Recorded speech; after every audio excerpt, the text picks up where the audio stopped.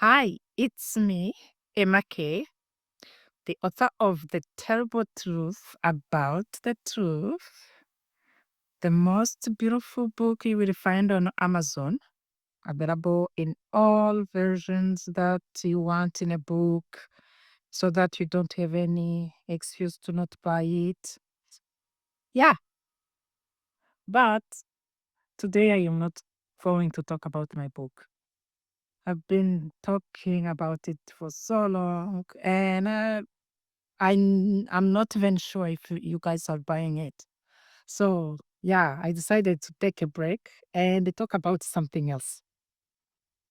I want to talk about a story that I really, really loved. I heard this story from my daughter when she found it on internet, of course. Megan Alexa. Thank you, Megan Alexa, wherever you are. I know you will see my video. So, yeah, when Megan told me this story, I said, yes, yes, yes. This is the story I want to share with my listeners. You may wonder why. Um, for those who have been listening to my channel and who read this book, you know that I always remind my listeners to never ever take anything for granted.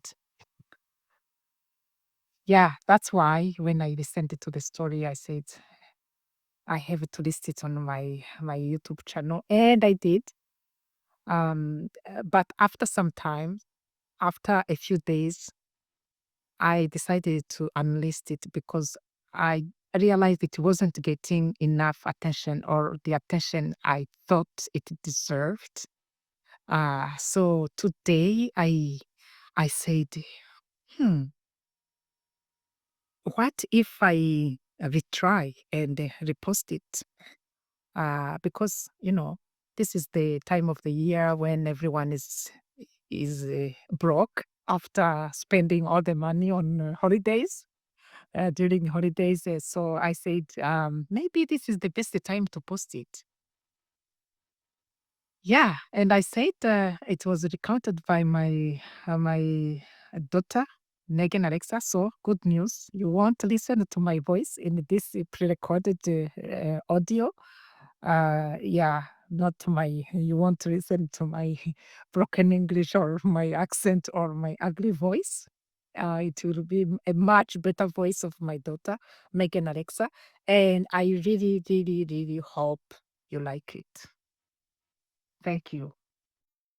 Speaking of the interesting stories, would you have a nice story today that you can share with our listeners to get us started on the right foot? Of course, Emma. I'd love to share a story that I'm sure would touch everybody, as much as it touched all of the classmates with whom I shared it. In 2019, Lucilla Takjerad, now a Harvard alumnus, addressed fellow Harvard students within the framework of Harvard's commencement ceremonies. To set the tone for her story, she suggests that Harvard students are often told to do the most, although she would actually propose them to do the least. Hmm, interesting. Did she explain why? As a young girl, Lucilla Takjerad, born and partly raised in Algeria, grew up living a very difficult lifestyle, as her parents struggled to make ends meet and were deprived of an education. As a matter of fact, Lucilla and her sister would cuddle against the winter's cold and had their weekly showers at a public bath as their home was persistently short of water and heat. And habitually, they would mask their hunger in order not to stress their parents. As the Civil War broke out within their country, she would pray every night that she wouldn't notice an empty seat at the dinner table one day. One day, her mother, at a local market, learned that the French government was allowing some Algerian refugees to find refuge from the Civil War. All there was to do was write your name on the list. The list would guarantee her children a positive future. She so desperately wanted to sign her name, but she was illiterate. With sorrow, she walked away. But then a man noticed her and caught her. He asked her name and wrote it for her, Favila Takjerad.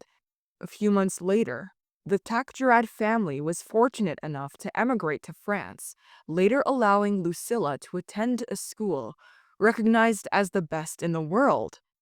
Isn't it beautiful? And I quote, "From the small seeds of his goodness have grown fruits of prosperity," end quote, for herself and everyone we meet. The key takeaway is that you don't need to move mountains to make a valuable contribution or change in somebody's life. As told by Takjerad, the least one can do can bring change. What a beautiful story.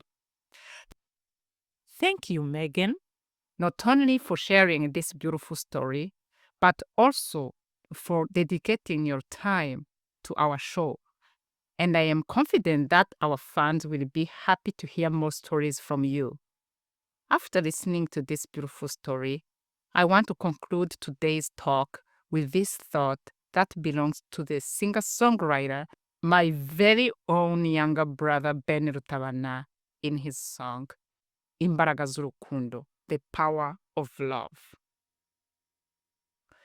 The kings and kingdoms will pass. The best and the worst will pass. But the love you gave will never pass. You will get it back down the road. You may not get it from who you gave it to, but one way or the other, you will get it down the road of your life. Wow, Emma, thank you for sharing these words of wisdom. I'm pretty sure our listeners appreciated the message of love and kindness as I did. P.S. I hope everyone stays tuned for our next talk. Thank you, Megan Alexa. And thank you, everyone who has just taken their 5 minutes from their busy schedule to listen to this story. I hope you were not disappointed. So remember to go to Amazon and buy this book so that you know why I never take anything for granted. See you next time.